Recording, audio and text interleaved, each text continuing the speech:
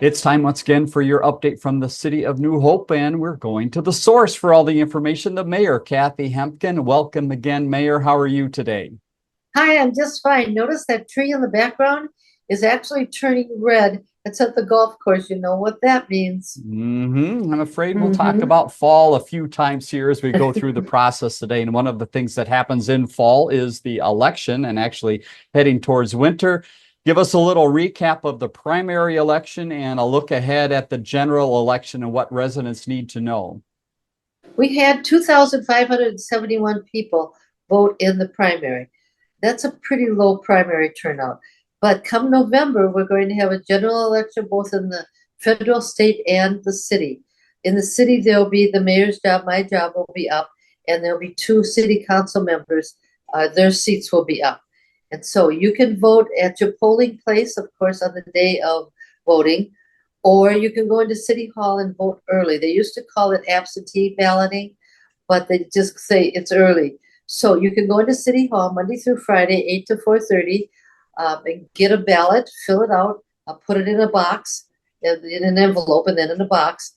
As it gets closer to the election, you'll actually have a machine you can put it in like you would at your polling place. One of the things about that is you can vote early and avoid kind of the lines, especially if there's a long line.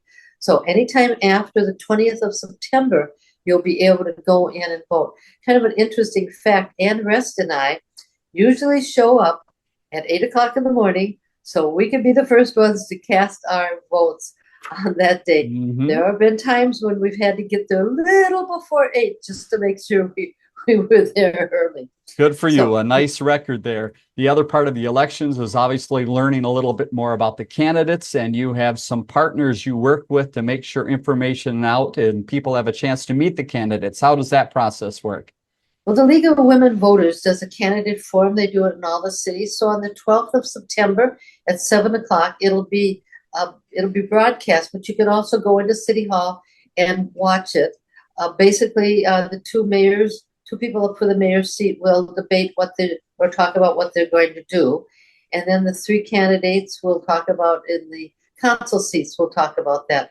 So again, it's a free thing to do. And if you can't make it, you can watch it online. And again, here's a website if you need more information about where to vote or, again, the process of voting, mnvotes.org, a great state site that can help you out with that process. Now let's head to community development, talk about a few things in this area. The first is tax delinquent properties. Mayor, help us understand first what this is, and secondly, what the change is that's making a little difference now as the city moves ahead. Well, it used to be if you didn't pay your taxes, we the city could take the house on a tax forfeiture, and we'd have a 5-week period to do that after the last piece of your taxes were due. Now the Hennepin County says we can't do that anymore. We have to wait 3 years. So these houses that nobody is living in and they're boarded up, we can't always just go in and take that house. We have to wait. So if you've got a boarded up house, sorry about that, but we have to do what Hennepin County tells us that we have to do with that. So we'll get to it, but it won't be as quick as it used to be. Community development also partners with a lot of other groups to promote the city and the businesses. And one group they partner with is the Minneapolis Regional Chamber, and they're going to be at that golf course right behind you soon to have a big annual event. What's going on? This is the 27th year that Chamber of Commerce has been doing this. They call it the Regional Chamber now. And so that is going to happen on the 20th of September, starts at noon. I understand it fills up very quickly, so you should, if you're interested in doing that, you can go to the phone number on your screen. His name is Jeff Alger. He'll help you to get registered for doing that. You can register individually, you can register as a foursome, as a pair. We'll try to put you with somebody else. It's really a fun time. And it starts at noon, lasts about 3, 4 o'clock, and then we have something to eat afterwards. And all the money they raise from that goes back to people in the city. Half of it goes to the chamber, and the other half goes to groups within the city. Very good. Again, Jeff Alger, 763-531-5119 to find out more about that tournament. The Rave Awards, this process is moving along. It was slowed a little by rain, but we're now back on track. What's the next step? Well, the good news is the rain didn't ruin the properties. It just made them flourish.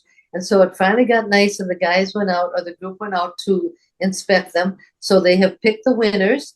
They're having rocks engraved as we speak.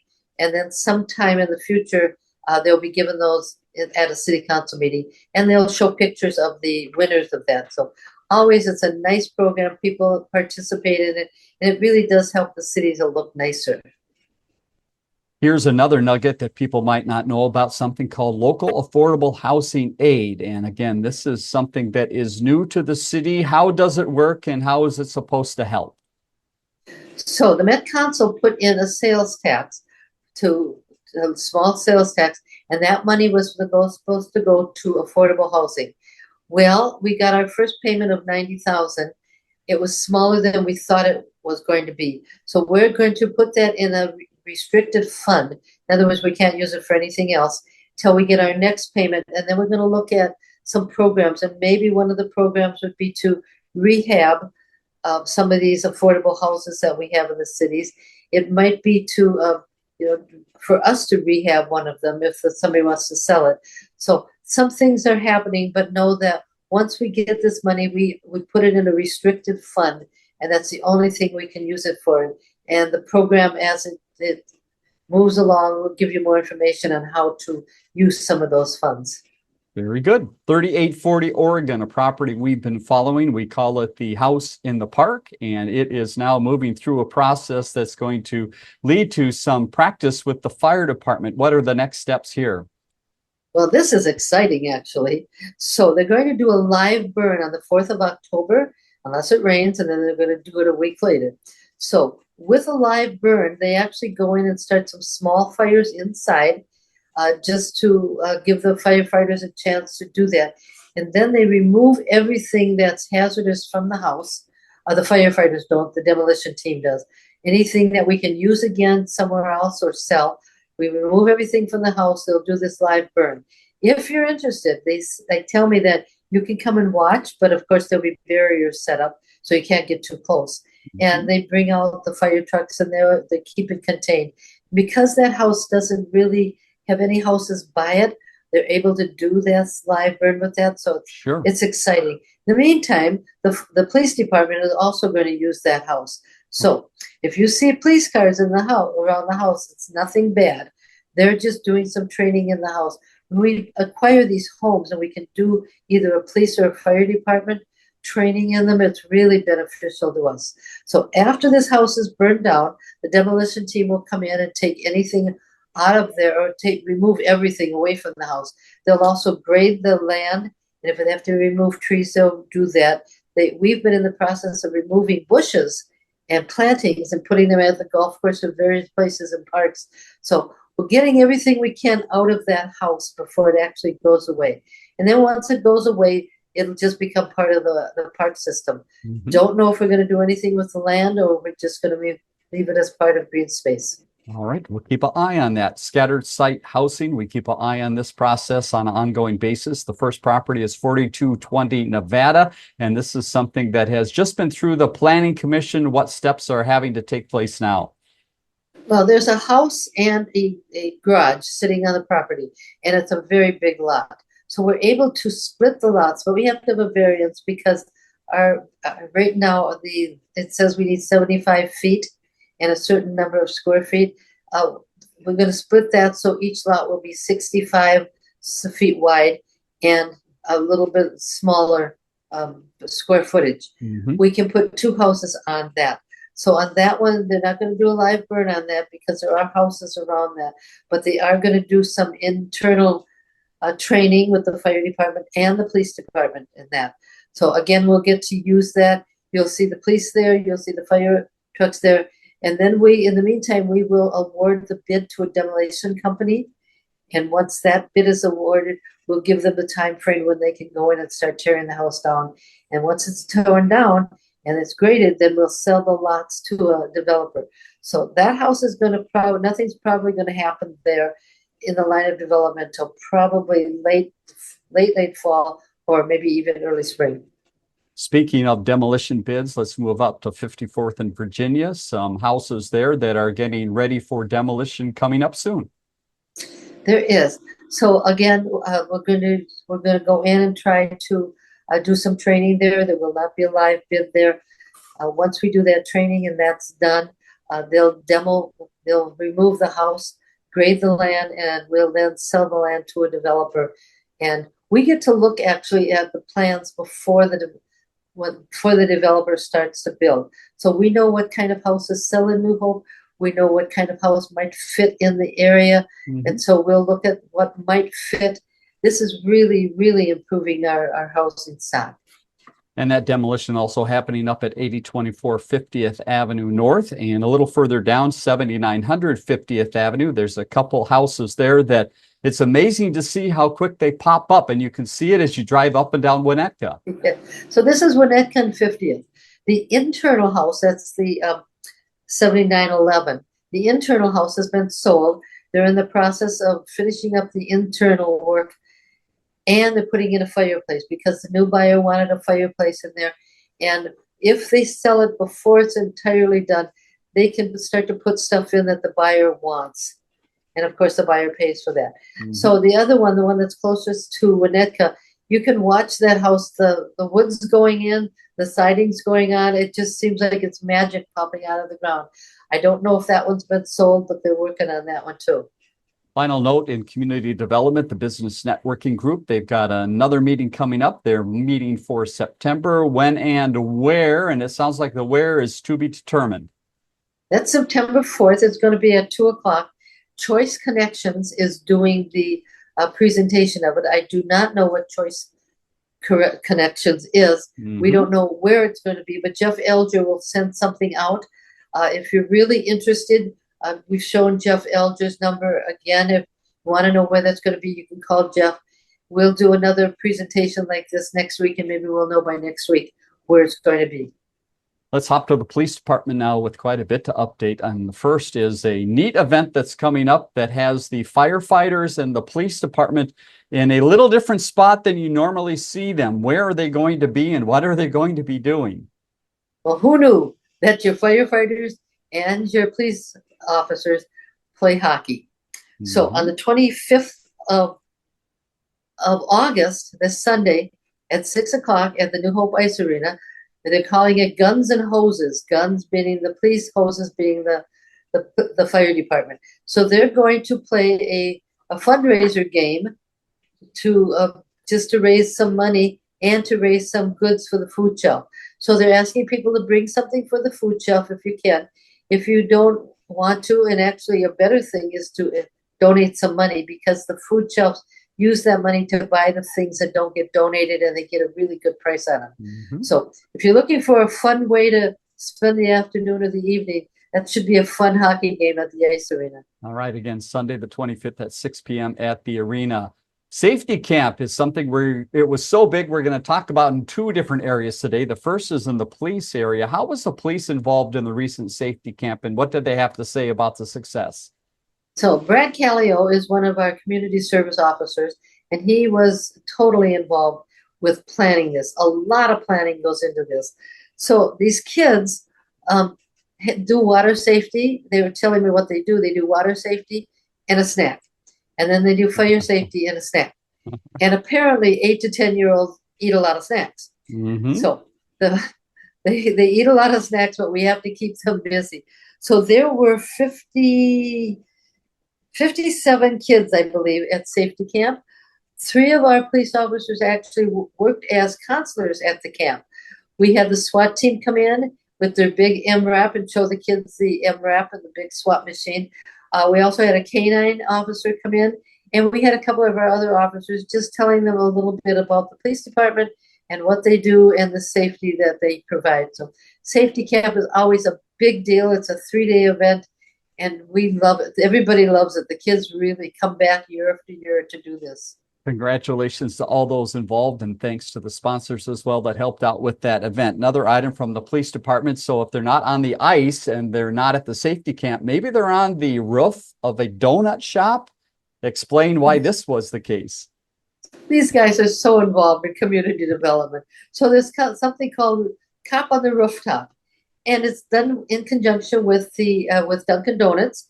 And any money that they raise goes to the Special Olympics. So New Hope raised, I got to read the number, $1,364.91. Mhm. So you go to Dunkin' Donut, they lower a bucket down, you put your donation in the bucket, they reel it up, and then they send down a coupon for either a free coffee or free donut. So my free donut was a chocolate covered glazed donut. Wonderful. Well worth it.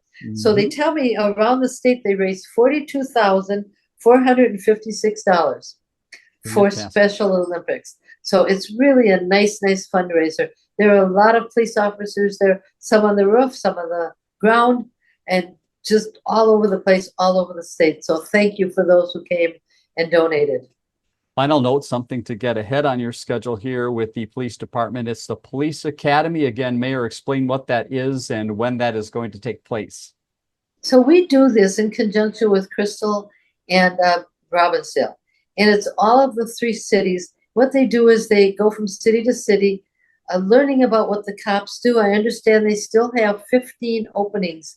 And what this is a 7-week program. They meet once a week for like 2, 3 hours at a different location. You learn all about the police department, what they do. You get to do a ride along with the police officers.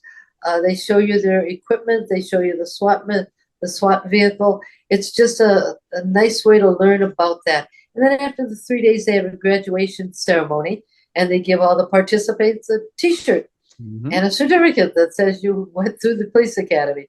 So if you're interested in that, you need to call Brad Callio. I'm going to give you his phone number. Well, you'll have that on the screen rather Yep. than give it to you. You'll have that on the screen. So you can call Brad and register for that. But you do need to register. You can't just show up. Let's go to Public Works. A lot happening in this area around the elections and some other things happening through the city. Give us the laundry list of where they were this past week. They're like the city's handyman. They do all the stuff that nobody else wants to do. So when we had the primaries, they delivered the equipment to 8 polling places around the city. And then the next day they go and they pick all the equipment up and bring it back to where it's supposed to go. So they'll do that for the general election again when they're out there doing that. They also went to our lift stations. They check them to make sure they're running properly. The lift station is what takes your sewer waste and lifts it up and sends it off away. We really want those to work as Mhm. best they can. So they go and check those. They make sure that the piping in there is doing what it's supposed to be doing, lifting what it's supposed to be lifting. They went to a lake checking for phosphorus in the lake.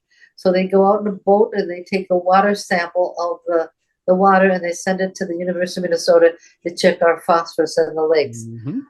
Um, they walked around with CenturyLink, looking at where they were considering putting in some wires and where they were going to put them. And they're all buried, by the way, where they were going to bury it, but they take a walk with them.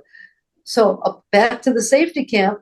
All those stacks produce a lot of trash. So they're picking, the kids put the trash where it's supposed to be, but it's a lot of trash. So the Public Works is around picking up all that extra trash that's all over everywhere. So they also check our manholes, our catch basins, and our valves to make sure that they're all working properly. Also, Public Works working on their own building to update that building and actually build a new building. We've got some pictures here to share. What is the latest on the progress there, Mayor? Well, they're building this great big building, and it's so big because they have to put all of our equipment inside, and that's the whole reason for that. So they poured the cement inside the building. They're able to do that, but they're not able to blacktop the parking lot because of the soil conditions. And it's rained so much, and apparently that rain sinks down, and they have to take a sample of the soil to make sure it's dry enough, far enough down before they blacktop. So they're thinking they're going to be able to blacktop maybe this week, but we'll see. Let's hope that moves along. Out on the streets, the street project's wrapping up, and you've got a note here as well about as they do wrap up and you maybe see something left over, you can give somebody a call. Well, yeah. So they did a seal coat, which means they put down the blacktop, they put the rocks on top, let it settle down, put a seal coat on top of that. Well, those rocks get kind of mushed around and all over. So now this week, what they're doing is going out, removing the signage. They're trying to pick up as much rock as they can. So there's a number on your screen. That's the number to Public Works. If you still at the end of this week, which would be like the 23rd, 24th, next week, give them a call. If you still got rocks there, remind them that you still have rocks. And they'll come and sweep that up or do whatever it is they do to clean that up. You know, they try to do everything, but of course they're always going to miss something. We don't want people to be unhappy. So call the number, ask them to come out, and they'll come in and take care of that. Let's move now to Park and Rec. A lot happening here, and it's going to take us first back to the safety camp. And Park and Rec obviously plays a key role in this. What is their role? And again, what did they say about the success of the camps? Well, so this week there's a couple more camps going on, a sports extravaganza and the gymnastics camp. Look in your summer book, not the one you just got in the fall, but your summer book, and they'll tell you what camps are coming up. I think they're just about done with the summer camps, but there's lots of fall camps coming up. So look in that book. So back to safety camp, 56 campers, 3rd to 5th graders, eating a lot of snacks. So Public Works is cleaning up after all those snacks. Big hit. The safety camp's always a big hit. Kids see they come back year after year. So 3rd, 4th, and 5th graders come back. Afterwards, they have this wonderful dinner with the parents, and the Lions and Frankies serve and supply the dinner for them, along with a lot of business supplying snacks, supplying lunches along the way.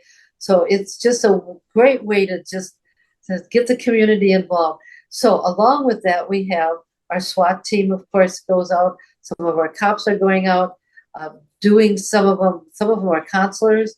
Big turnout. Yeah, fantastic event. Glad to have that done again this year, and I'm sure the planning already starting for next year. Speaking of planning, let's talk about planning for some of the fall activities in Park and Rec. The first is flag football. What kind of planning is going on right now there? Well, this stuff doesn't just happen. So we've got guys that are actually planning this stuff. They've got to get the leagues together. They've got to get people that sign up, get the coaches. Then they've got to get the fields signed. So they're in the process of getting the whole flag football team set up. They're also doing some teams trying to schedule the Victory Park, the lighted field too, trying to schedule that for the other softball teams that are going to play. So lots of behind the scenes planning goes on. You mentioned it earlier in the budget talk about the emerald ash borer, and under Park and Rec, the city forester is still busy. What is the process right now with some of those infested trees? Well, we're putting $500,000 each year into that pot to take down these trees that are on the boulevard and in the parks. I think the park ones are just about down, but the boulevards aren't. So the forester puts big orange dots on the trees. And so that's to tell the neighbors that, yes, we know the tree is there and it will come down. We'll take down as many as we can this year. There will be some probably are going to be up still for next year, but they will get taken down. The other thing the forester is doing is getting the tree planting schedule. Okay. So some trees will be planted yet this fall. Most of them will get planted next spring. So if your tree's been taken down, you should have gotten a list of the trees you can pick from to put a new tree up. If you've got a tree in your yard, that's not the city's responsibility, that's yours. The forester might be able to help you with how to take that down or who to call. I don't know what they give you to do that, but so his number's on the screen. You can give him a call. The other things that happens right now is weeds and tall grass. So if you've got weeds, that buckthorn is just awful. So thistles, that rain has just made them grow like crazy. You have to remove those. And if you don't, you're going to get a note that says from the forester that says you have to remove them. If you don't remove them in a certain amount of days, or you don't mow your lawn in a certain amount of days, you'll get another note. But this one comes with a fine. You still have to remove the weeds. You still have to mow, but now you get to pay a fine with it too. So if you get the notice that says you got tall grass, you might as well mow it. Get it over with. If you can't for some reason, please call the forester. He might be able to help you. He's not going to come out and mow, but he might be able to give you some ideas on who to call or how we know that stuff happens. We want to help you, but you've got to let us know that they're at least trying to get some help. Great advice there. Let's talk about one other item in Park and Rec that might surprise you. And this is a partnership that happens between the Hockey Association and the ice arena. How does this work with some snacks that we buy at the arena? Well, if you've ever been to the ice arena, you know there's a snack bar there, and they serve popcorn and snacks and things. Well, we actually rent that space out to the Youth Hockey Association, and they run that so that we don't have to. They run that when there's a game, and they pay us to actually use that facility.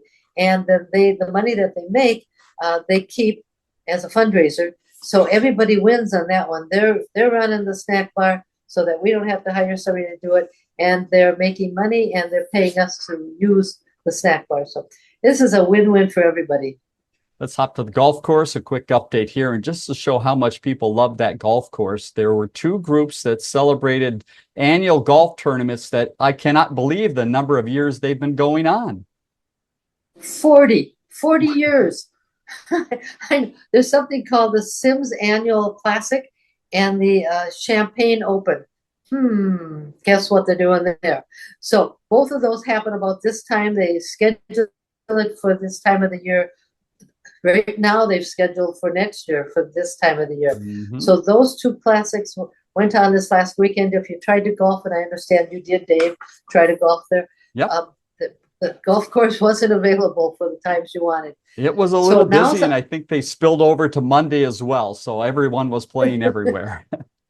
Everywhere. Yeah, they were. So if you want to schedule the patio in the back, they're taking schedules through October, I believe. It's got a really nice grill, good place to have an outing. After the end of October, you'll be able to schedule the inside. Great place to have a Thanksgiving dinner, a Christmas gathering, just about any gathering where you don't want to clean your house. So they have facilities to serve. They don't have facilities to cook. So you have to cook at home and bring it in, or you can call a caterer and we can help you find one if you need one. Great, but it's a beautiful for residents. Beautiful place to rent. A note on the aquatic park. Unfortunately, we had to button up the season for this year, and that ended up on August 18th. Is that correct? But it doesn't mean the end of at least activity around the pool. What still happens? Well, I have the 18th. All the kids that are lifeguards go back to school, and so we can't run the pool without our lifeguards. However, we can keep our seasonals because we have to clean the concession area. We have to clean the bathhouses. All that has to be taken care of before the winter comes. They also have to drain the pool. There's a lot that goes into draining the pool before they actually drain the pool. So it's going to look like there's a pool there. It's going to look like they ought to be able to go swimming, but no lifeguards can't go swimming. So they'll pull that plug. I don't know where the water goes, but that'll take a while to do that. So you'll see people there cleaning and doing stuff, but the pool is not open anymore. And final note you wanted to pass along is about the budget process, just to keep residents up to date. Where are we now, and how are things looking for the New Hope budget for 2025? We've been working on this since May. So the directors give us a list of what they have to have, but we take that list and we go through it and then look at what it's going to cost to run the city. When we're putting $500,000 into removing emerald ash trees, that really affects the budget, along with a whole bunch of other stuff. Mm-hmm. So right now it looks like 6.75 is going to be the levy for this year. We'll try to keep looking at that and reduce that if there's any way to reduce that. If not, that's going to be our levy. We will have a public hearing coming up sometime probably in November, so that residents can come in and listen, or they can also go online and see the budget once it gets past this initial point, so that you can look at that if you want to. Very good. We'll keep residents up to date as that moves along. Well, that's it for this week. Stick with us here. We've got to look at some calendar of events, things that you might want to get involved in. Mayor, thanks once again for your time. Look forward to talk to you again next week. Thanks, Dave. See you then. Bye-bye.